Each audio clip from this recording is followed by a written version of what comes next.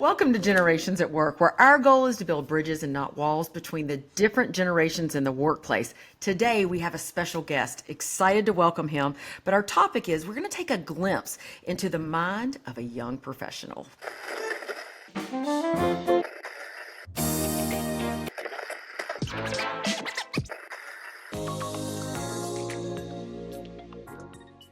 Before we dive in, if you're interested in leading multi-generational teams, or maybe you want workshops or you want coaching, please visit us at maxwellleadership.com/generations at work. We would love to hear from you. You also will have a lot of different free resources, a Generations at Work playbook, and a couple other valuable things that you can download right for free at maxwellleadership.com/generations at work. We are excited to have a guest here. I am super excited for this guest, but Tim, we want to welcome our generational expert, Tim Elmore, Dr. Tim Elmore, to the show.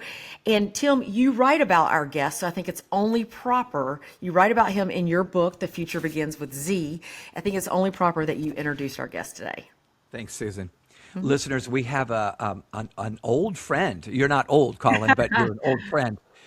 Colin Webb is with us today, and if you happen to get the book, The Future Begins with Z, the opening story in the book, remember, Colin, I interviewed you over the phone, and I said, can I share this story? And you said, go ahead. So Colin Webb is with us. Colin, I don't know if you would call yourself this, but I think you're kind of a serial entrepreneur. You can't help yourself.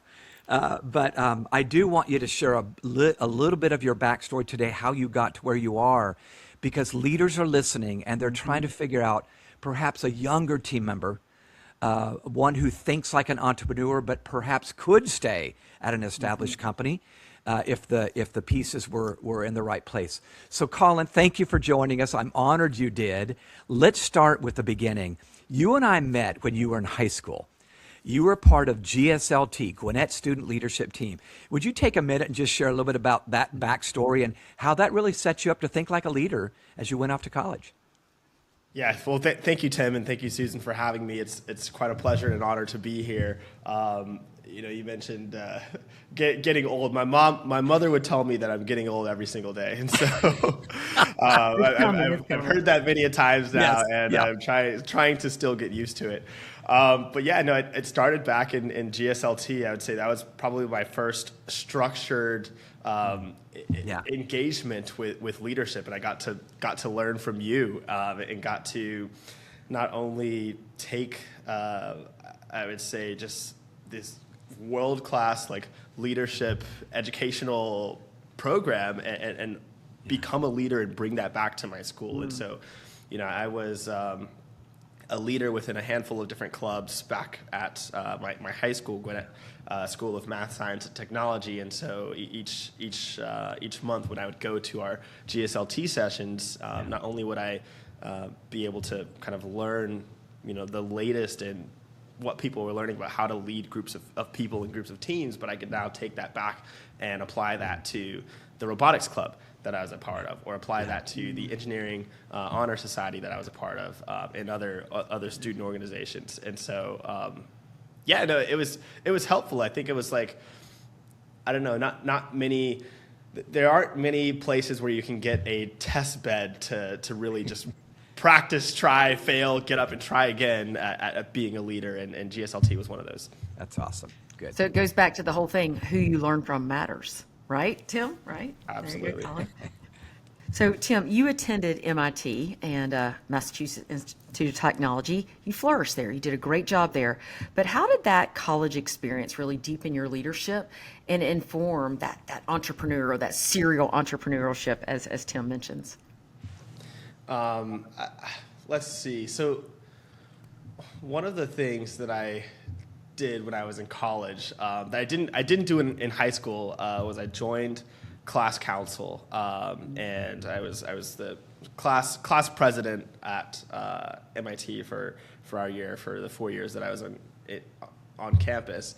But it started freshman year, and it started with me just having this crazy idea that I wanted to meet as many smart people as I possibly could, and learn from them. And so I ended up going around, putting myself in this environment that was extremely uncomfortable initially, but going around trying to meet as many people on campus. So I would visit every single one of the dorms. I would just show up in a lounge one day. Like, you could be a student hanging out with your friends, and then I was there in the lounge, just saying like, hey, like, I'm here to meet you and I don't know, like, introduce myself. And you kind of have this slightly awkward initial moment of like, who is this person and like, what do they want? And eventually, over the course of that, I was able to not only make a lot of friends, but also learn all of the different backgrounds that people are coming to this quite global and international school. Not only was I able to learn and understand all these different backgrounds and places where people come, but I was also able to help people over the course of my time at MIT, have experiences that allowed them to be inspired. And I think as a leader, your job is to listen and to inspire, to understand where people are coming from and to inspire them to be more than, what they are today. And so MIT, I would say, was a great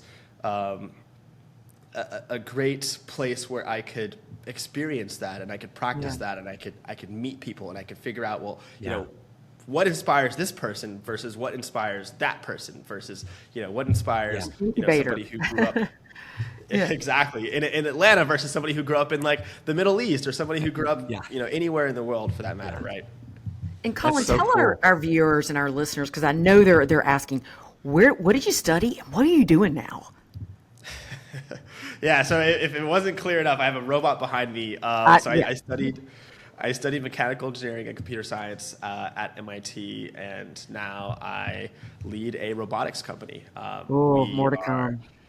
Yeah, we are digitizing manual labor, and we make it possible for anyone to do manual work from anywhere in the world at scale through robots. And so, That's amazing. Yeah. I remember when I first heard about your company, I think you were explaining you could pick up something in Florida and something moves in San Francisco or whatever. It's amazing. It's just absolutely amazing. Absolutely. Any one of our robots can literally be controlled from anywhere in the world. Gosh. Wow. It's Does it do housework? If so, I'm buying one. Okay. I get that. The two most common questions I get are, can it help me with my chores? Yes. And can it dance? There's a market. I There's a love market, that. Colin. There's a market. That's awesome. Yeah, my wife would want that because I'm not the dancer. So let's talk about graduation. You got done with MIT, had a great experience there. In fact, I think you gave a little speech at commencement, didn't you, or at graduation, where they asked you to talk a little bit? Yeah, I did. I spoke alongside Sheryl Sandberg from Facebook. Oh my gosh! Wow. Not bad company. Yeah. Okay, so I'm guessing, Colin, you probably had several job opportunities. What made you move to Detroit and do what you did? Yeah, that's not a place most people would. Yeah. No offense. I mean, I've had a constant struggle of figuring out what I want to do, and I think, I will probably have that struggle for the rest of my life. There's so many things that I'd like to do, and not enough time to do them all. And so even back in high school, it started with like I loved building things.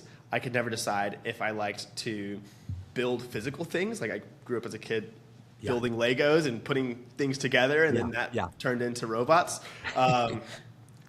Or I couldn't decide if I liked building software and building code. And so college was still a tragedy of choice in that sense, where I was like, well, do I want to be a mechanical engineer? Do I want to be a computer scientist? Well, I love both, so like maybe I'll just study both. And so my internships ended up going back and forth between working on AI research for drones, to working on working at fintech companies, to going and working on like tangible 3D interfaces. And I was like, I keep going back and forth between like the software and the hardware side. Maybe I should find a job that actually uses both. And so I went into self-driving cars, and that's what brought me to General Motors and brought me to Detroit, because at the time, they were growing Cruise Automation, which was their self-driving car company. And so that's what initially brought me out there, because I had the opportunity to still not make a decision and just Yeah. focus on both. Yeah, that's And I awesome. experienced that self-driving car when I was in Arizona and thought, oh my gosh, what is this? But, you've always spoken high respect for all your former employers, General Motors being one of them. But you had a lot of ideas for that company that they really could improve upon. And not everyone accepted those ideas. Tell us a little bit about that story, because this is good. And I want the listeners out there to be listening, right? And this reminds me of another case study that we've done before. Like, everybody has good ideas. So tell us about the story. They weren't listening, but what you had to offer. Yeah. So perhaps this was a little bit naive of me thinking back at the time, but maybe there are some listeners out there who are young and fresh in their careers who are thinking exactly what I was thinking. I could improve this company, right? I have ideas. I see things that, I'm coming in that, that could be done better. And so the first step was validating my ideas. The second step was packaging them together. And the third step was preparing them and sending them to the leadership. And so validating, I got together a team of recently hired, graduates who'd come from MIT with me to go and join this company. And, we were like, hey, let's draft together a package for the leadership and tell them hey, here are some helpful suggestions on how you can improve General Motors. We put that package together and I sent it to the CEO of General Motors. Good for you. Good for you. I love it. So I Mary gets emailed it. her. Yeah. We put that package together. I sent it to Mary Barra. I emailed her, and surprisingly, she got back to me within a few hours, and she was like, "Wow." She was like, "Wow, this is really, really helpful. Let me introduce you. Let me introduce you to her job as CEO of this obviously multi-billion-dollar international global company is to delegate, right? She's like, okay, talk to these people." Yes. So yes. she immediately sends me to her C-suite, and we set up some meetings with some of the chief officers at General Motors, and it was especially interesting because looking back at it now, she was talking to me the same day that she was talking to President Trump, that same day. Yes. back in the day. Right? Yeah. And I was like, why is she paying That's attention right, to yeah. what I'm saying as as a how old was I, 22-year-old? Amazing. Anyway, we put together this meeting. We had a meeting with the executives. Overall, I would hope the meeting was helpful. They mentioned that the information was enlightening. And then I think afterwards, I got a note from my manager that she's like, hey, I heard that you talked to these people. You should really tell me about that. You're not supposed to be talking to people higher than me type of thing, right? And so I think long story short, I ended up learning that sometimes in these large organizations, the leaders at the top might be really open-minded and thinking, but obviously there's a lot of layers of hierarchy that are built over time, and if you skip that, you could ruffle some feathers. Well, I was gonna say, did that crush your enthusiasm or inspire it to I'm going to go more? What did that do just to you as a 22-year-old? Just curious. So I mean, this was one experience of a lot of different experiences that I had, and I think over time, there are a handful of experiences that just kind of crushed my enthusiasm. It's not it's the straw that breaks the camel's back type of thing, right? Where I had this experience, and I had an experience where I'm connecting with other leaders within the company, asking them for feedback on the industries, and one manager at the company said, hey, look, rather than I asked her a question, how can I be valuable to Great question. this person if I ask them for feedback on my career and how I need to grow and what I need to learn and everything. And she goes, rather than talking to the leaders, you should just talk to the other people who were hired alongside you, and Wow. like these people don't have time for you. And then she was like, I used to be very like, enthusiastic like you and wanting to do all these things. And the thing that helped the most for me, what she said to me, the thing that helped the most for her was when she gave up. Huh. And I was like, give up? Like what? Not in your vocabulary.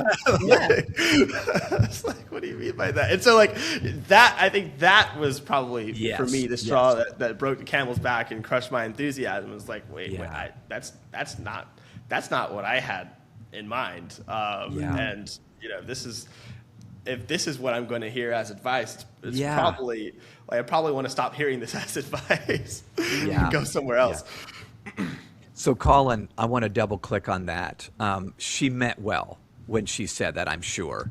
But you were thinking, I do want to improve the company. I don't want to just do the same old thing over and over and over and over, even though I'm sure you were stretched intellectually there. But you eventually did give up. I mean, you didn't give up. You left General Motors within a year? Is that accurate? A little more than a year. A little more than a year, yeah. And since that time, you've moved on. Would you take just a quick minute and talk about what you've been up to? I think you started 3 companies. You don't need to go long, but I would love for listeners to know only 3? How, as a 20-something, you were ready to go, and it wasn't going to be at that established company. Yeah, technically 2. Technically 2 companies, but I was having these. I was having these experiences in Detroit, challenges with working in this large corporate structure and kind of seeing the path for myself. Also challenges with just racism in Michigan, which we can dive into at a different time if we like to. But my friends, super helpful friends of mine, were like, hey, I had a year to go on my contract, and I was trying to decide, okay, well, do I stay for another year or do I leave early and pay back a bunch of money that I got paid for like relocation and signing bonus and everything? And my friends had told me, they're like, your time is worth millions and potentially more. And the things that you can do within a year's time, if you were to leave and go and try and start your own thing, will be way larger and more impactful than the things that you're going to do in this next year. And so I was like, you know what? Sure, I'm going to take this chance, leave, shoot my shot, move to San Francisco, try to start a company. And, for me, the risk wasn't as high. It was like, if I fail, then I can go back to being a software engineer and I can go and try and work somewhere else. But, I tried to start that, left, was able to get our first company off the ground. It was in the commercial real estate space. COVID happened, which completely destroyed the concept of the idea that we're working on. And so we had to pivot 7 different times to eventually find our next idea. And then built that over a couple of years, sold it in 2024, which allowed me to say, let me take a step back and see what I wanted to do next. And that's how I ended up starting Avatar. That's well, awesome. You've really become a serial entrepreneur, and I love what stuck out to me there. That's the importance of an inner circle. The people that spoke into you and said, "This is what you should do." I love that inner circle. Yeah. But since then, you've moved on to San Francisco now, serial entrepreneur. Talk a little bit about sauce pricing and now Avatar Robotics. Yeah. So Sauce started with the idea that, and this came from my co-founder Nenya and I having family members who were, small business entrepreneurs, and so, my mom and my uncle and my other families had started all these different types of small businesses, and we saw this trend at the time. Seems ancient the way I'm saying it now, but it was like, hey, there's all this data that's out there that all the big companies are using to make smarter decisions, and there's this thing called AI that could actually be helpful for using that data, and perhaps we could use AI to allow the small companies to make really good decisions based with the data that they have, based with all of this data. Now, the difference between the big companies and the small companies are that the small companies don't have data scientists. Small companies don't have teams of engineers who can go and parse through everything. And so Sauce was, our chance at offering an AI solution that could help a small business thrive. And our focus was on marketing and on pricing. Like, what deals do you promote for selling your food on DoorDash and on Uber Eats and everything? And so we ended up building this gigantic, like, kind of AI marketing engine over the course of building Sauce. I ended up connecting with the heads of many folks within the industries. One of our investors ended up being the founder of a company called Sweet Green, and many more examples of that. And we ended up building a world-class team of engineers that was between the U.S. and between Asia, and really building a product that folks found valuable. And eventually, another large company in the restaurant space ended up deciding that they wanted to acquire us and make our technology something that they had in their wheelhouse. And so that was the journey of Sauce, plus a lot of failing at different things, getting up, trying again, failing, getting up, trying again, failing. You got back up though. Exactly. And then happy to dive into things on the avatar side. Take a minute and talk about that. In fact, while you're talking, I would love for you to allow your camera to show what's behind you, because anybody watching on YouTube would enjoy the scenery. Yeah. Look at that. There we go. So this is an avatar robot. Does it have a name? This one actually does have a name. The name is Jones. Jones. The name is Jones. I'll tell you a little bit about the name. Jones. So, I when I started this company, before we got, this nice large office and everything, I first started the company out of my apartment, which is how many startups are started. But people usually don't tax write-off. It's your business. It's your office. So it's how many startups were started. This one included, and so even some of our early videos and promotions of our robot doing things in this kind of environment, those were recorded in my apartment, right? Yeah. And so, so my apartment was on a street called Jones Street, and this is probably the only robot that will be developed out of that street. And so now it's here at the office, but it's our first Jones bot. So I love So it. summarize real quick. I think you kind of did this a minute ago, but what's the purpose of Avatar Robotics for our listeners if they never heard of you? Yeah. So there's two purposes. One is, we provide a work solution for 24/7 work, particularly for industrial applications. And so, it's hard, especially in America, to find, workers for warehouses and factories. Everyone wants to go and, chase their dreams and do a bunch of things, right? And it's very, very hard to find people who are willing to work in warehouses and in factories. And in order for us to get things that we want affordably and get them delivered same day, next day, somebody has to do that work. And so this is a solution that allows anyone to work from anywhere and basically close that gap in the labor market. And so our solutions are, the robot's semi-autonomous, which means a person can control this robot and do work from anywhere in the world in real time, and also control a handful of robots the same way. That's awesome. So I want to take the last few minutes we have, Colin, and transition to some takeaways.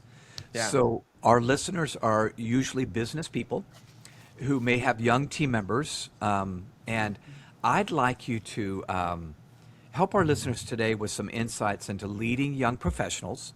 I know you cannot speak for all the millions of Gen Zers and young millennials, but what would have made your manager a little more attractive at GM, and maybe maybe just say, here's what I was looking for. Here's what I wish could have happened in that first job.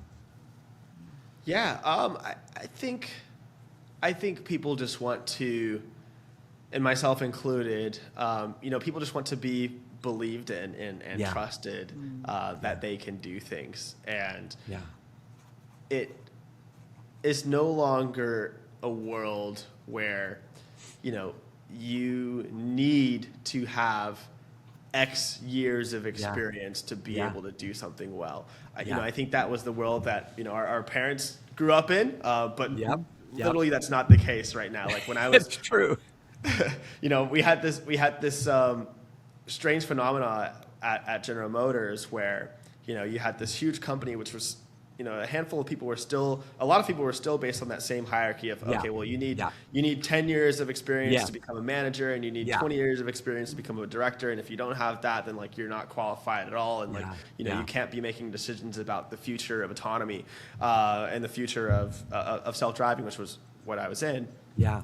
And at the same time, you had a company, Cruise, that was led by, somebody who was a few years older than me, right? Who didn't have 10 years of experience in self-driving. At the time, almost nobody had 10 years of experience. It's new. And so you had, exactly. And so you had this whole hierarchy of like, Cruise at the time had about 1,000 people within the company, and then more people at General Motors who were working on these projects, and they would all, listen to, whatever Kyle Vogt, the founder of Cruise, said. And, one day Kyle was like, hey, this thing is keeping me up at night. And you have 1,000 people running around saying, Kyle's not able to sleep at night. Kyle's not able to sleep at night. Like, we need to solve this problem immediately. And, everybody just rushes and they trust him, right? Yes.